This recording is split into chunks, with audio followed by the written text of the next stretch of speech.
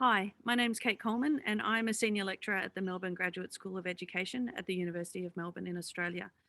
Uh, the motivation behind attending the Planetary Health ECR workshop was to get a new community, think broadly about what my networks are, who my networks are currently, and the kinds of teaching and research that I plan to do in the next couple of years.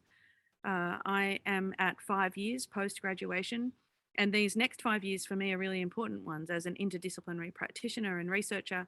The broader global community for me is an important connection space around what it is that I research: climate change, planetary health, curiosity, creativity, and critical thinking. What does it mean to be alive and live in a world today, and to be in the world today drives all of my teaching and research.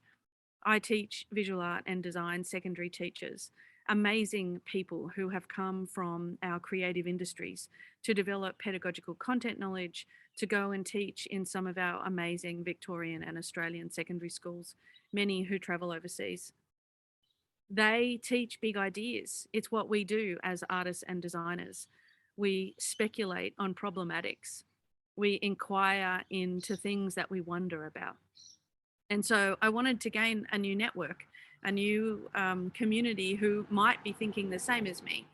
What I got out of the week was that people were thinking the same as me.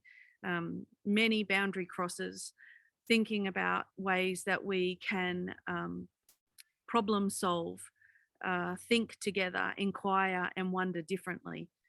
I am really looking forward to what the next stage of that network might be, and how we might ask some what if questions together to engage differently in what the future, our futures might look like, and what do our futures look like as teaching and research academics. The in betweenness for me, the liminal, is where we will solve these big, complex issues, not in discipline silos, but thinking across as cross-cutting people.